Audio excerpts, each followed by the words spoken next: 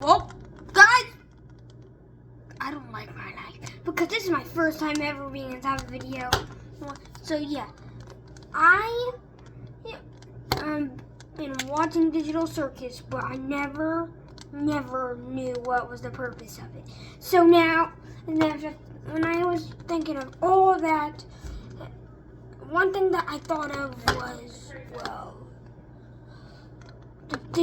who's the strongest Digital Circus character? Because I completely have not seen some other ones. I've only seen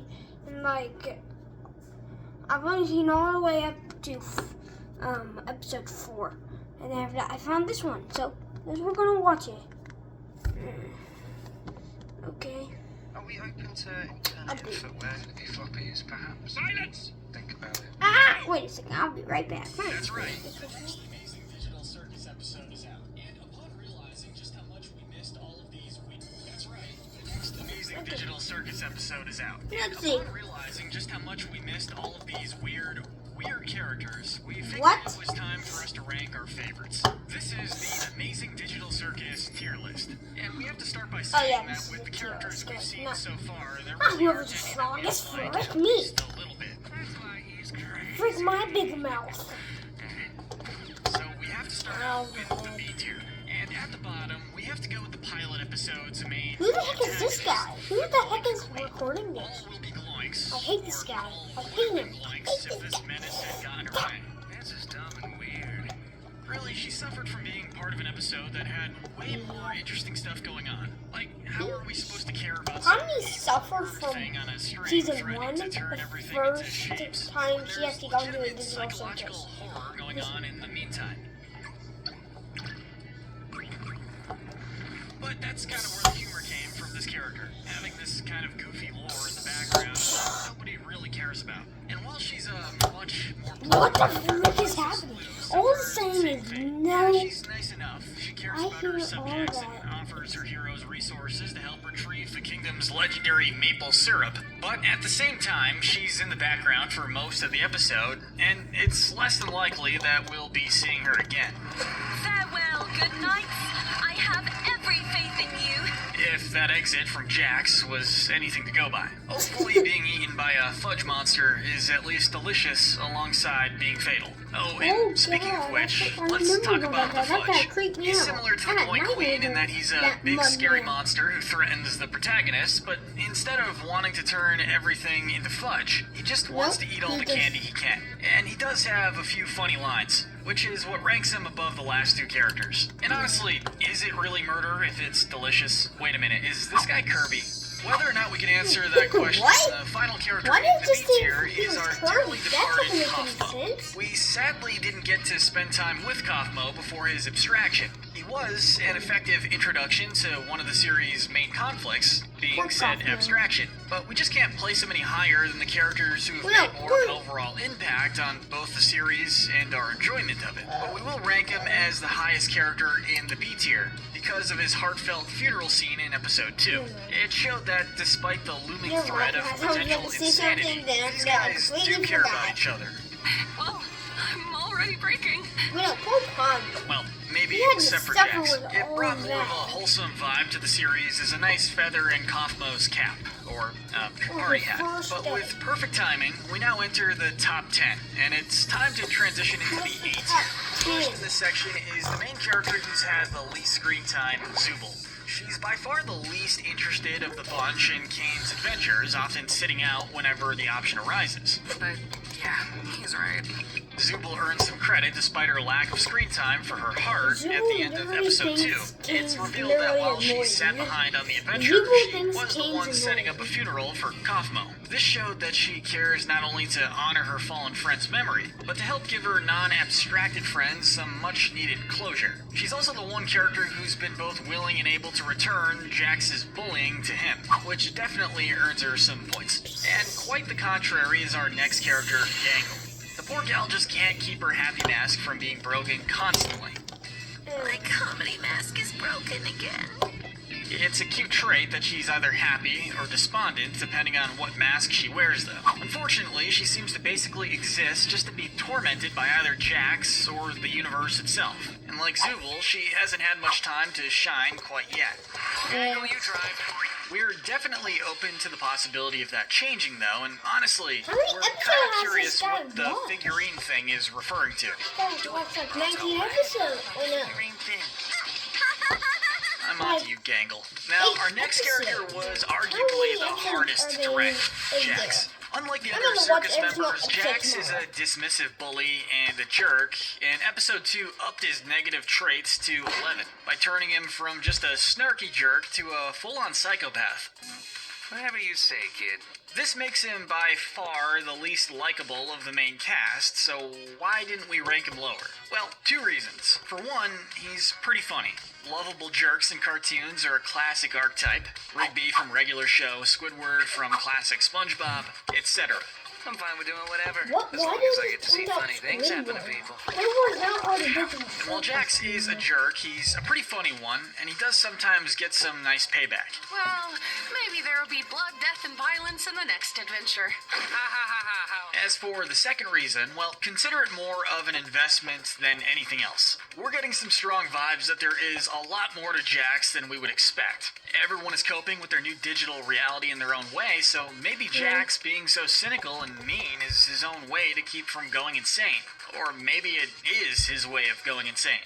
In any case, he's certainly interesting, and his contrast to the other characters makes him a good foil to the rest of the cast. Now, following Jax is the character who's basically his polar opposite, Ragatha. Ragatha is basically the big sister character of the group. She takes Pomni under her wing right away, helping her to not panic too much over her new environment and genuinely wanting to help her understand it.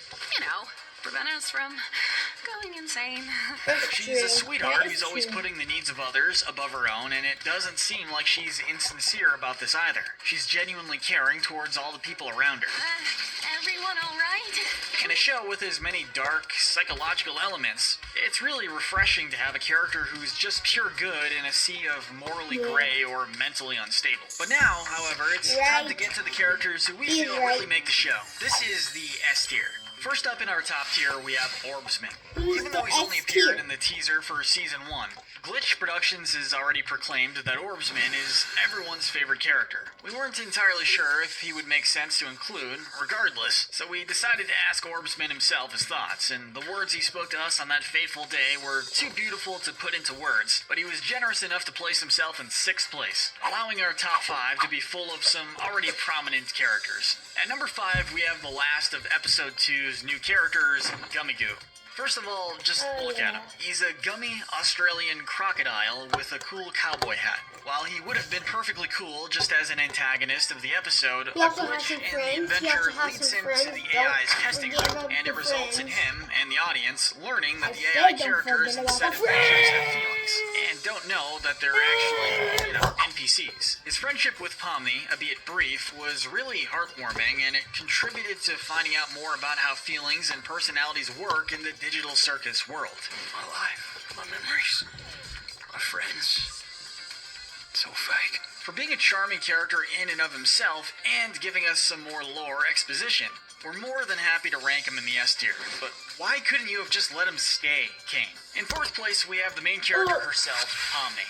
An adorable character design, great voice work, and by far the most relatable reaction to basically everything that goes on around her. Pomni is just the mentally unstable, close to her breaking point protagonist this series needs. Why are we here again? What are we doing? Episode 2 sort of surprised us for how much more depth she had. We were a little worried the show would just be her slowly losing her mind, which is still totally possible. But then there's this episode, which showed how she manages to bond with Gummy Goo and her new circus friends, unlike the last episode, which ended with Pomni losing her mind.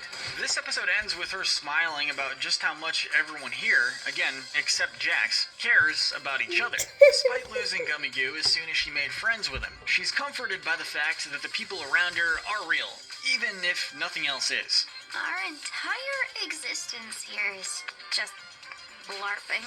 It adds an extra layer of depth that makes her an even more fun character to watch unfold. The bronze medal of greatness goes to our favorite of the circus's guests, Kinger. And come on, who doesn't love Kinger? He's been here the longest out of anyone by far, and it shows. He's about one bad day from going from hunting down insects to pushing up daisies. Did someone say something about an insect collection? Despite this, Kinger is still a genuinely nice person. He shows great concern for Zubul being kidnapped by the Gloinks, and is able to comfort Ragatha when she's worried about Pomni not liking her, saying that he remembers when she was struggling to adjust to her new digital life as well. Remember what?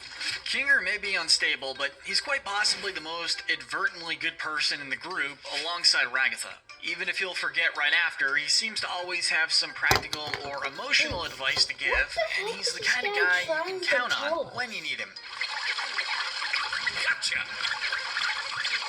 Also, he's just really funny. From his delayed hearing to his goofy character design, anytime Kinger is on screen is a win in our book. The silver medal for best character in Amazing Digital Circus goes to the character who's basically defined the show so far, Kane.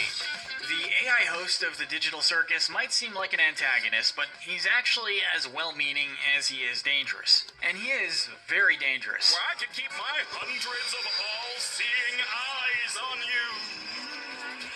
With a snap of a finger, he can create new NPCs and phase them out of existence, to the point where many of his adventures have people who view him as a god. What makes Kane so entertaining is that, despite his incredibly chaotic nature, Kane isn't actually trying to hurt anyone. He's literally just doing what he's programmed to do, which is basically to keep his guests from going nuts.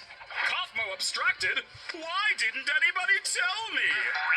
There's no doubt that Kane absolutely defines the show for most people, including us. As fun as the other characters are to watch, he's the glue that holds everything together, and gives the show that much-needed unpredictability.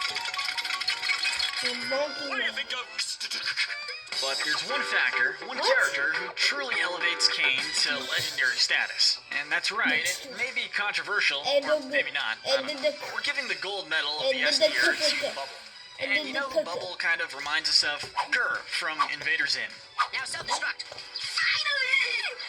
I've never watched that show in my life. You know, that character who doesn't get as much screen time as his master or the other main characters, but manages to absolutely steal the show every time he's on screen. Bubble has about 7 or 8 minutes of screen time over the 2 episodes so far, and every last one of them is hilarious. Heck, he has even less screen time in the new episode than the first one had, and he's responsible for the absolute hardest I've laughed in the series so far. Buttery justice! An entire kingdom of candy. Wait a Sounds second. After Kane, I think it's gonna be Bubbles next. Bubbles like this. Bubbles like Kane's sidekick. Bubble, you can't say that. And that's what makes Hey, Bubble yo, so great. Chris, Kane is an what is Bubble unhinged, saying? well-intentioned lunatic, but next to Bubble, he looks like the most organized and reasonable guy around. On top of that, no matter what's going on, he just has the most blank expression on his face. Like a cute little chain chomp with Funko Pop eyes. We truly have no deep reason for putting Bubble at the top of our list. He's just a true masterpiece of comedy. no thanks, I'm trying to quit. And we're hoping he pops up a lot more in the series as it goes on. But in all seriousness, what exactly did he say to make Kane shocked and disturbed? Angel food cake? Ow! You parasites! Wait, that was all? Okay. Well, I hope you enjoyed this video, and I'll see you in another. Bye. Oh, wait a second. Okay, bye.